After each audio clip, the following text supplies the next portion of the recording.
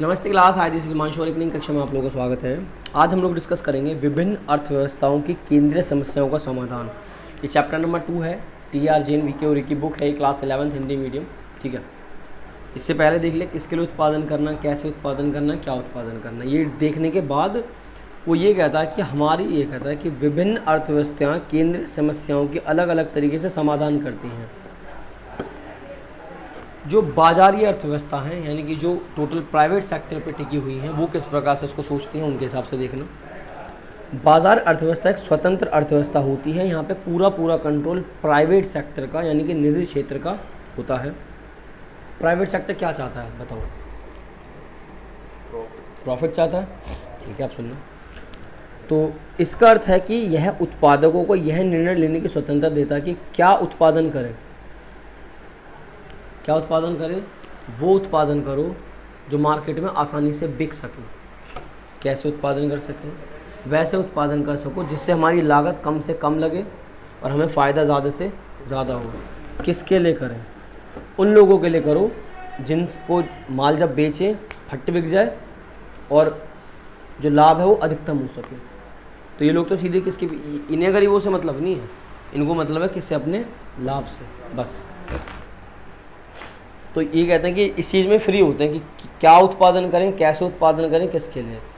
यह निर्णय वे इस आधार पर लेते हैं, यह निर्णय बाजार में पूर्ति एवं मांग की शक्तियों के आधार पर लिए जाते हैं।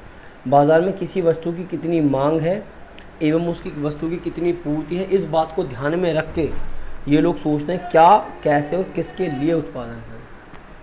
उत्पादक उत्पादन में ऐसी वस्तुओं का चुनाव करेगा जिनकी सापेक्ष कीमत अधिक हो, क्योंकि वे अधिकतम आय प्राप्त करने के लिए इच्छुक हैं। वे उत्पादन की ऐसी तकनीक का प्रयोग करेंगे अथवा वे ऐसी आगत का प्रयोग करेंगे जिनकी सापेक्ष कीमत कम हो।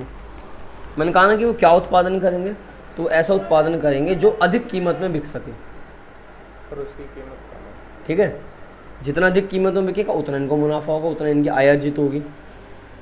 किस तकनीक का इस्तेमाल करेंगे?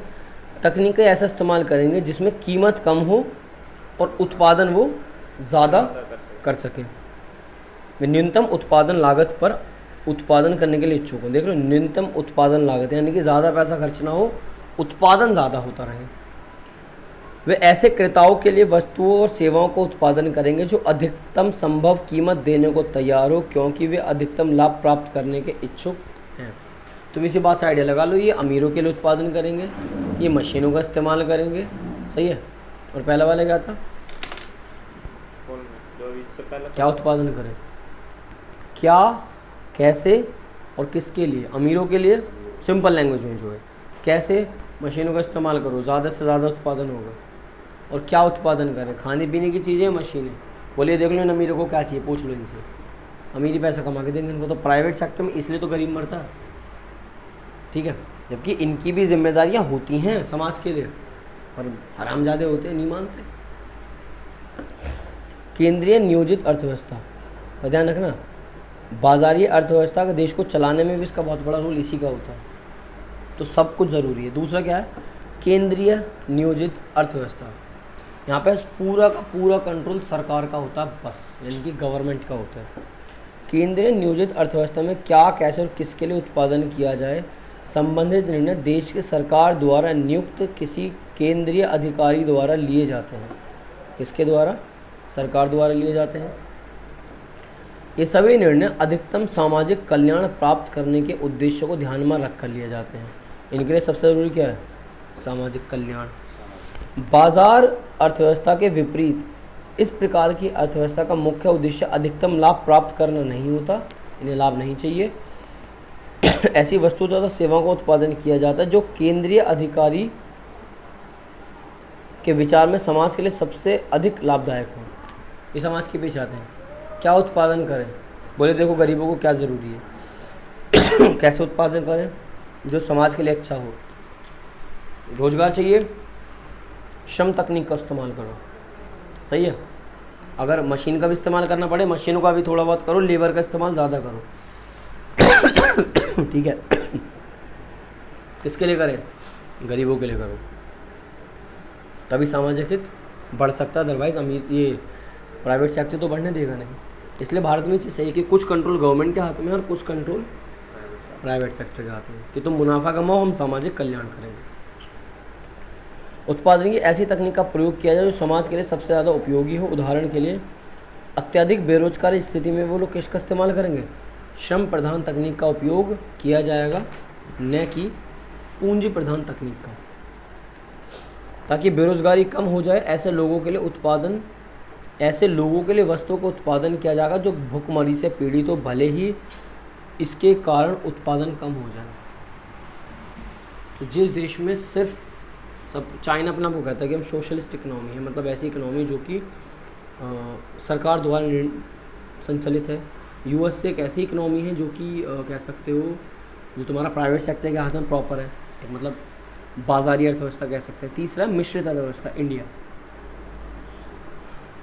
यह दोनों काम होते हैं।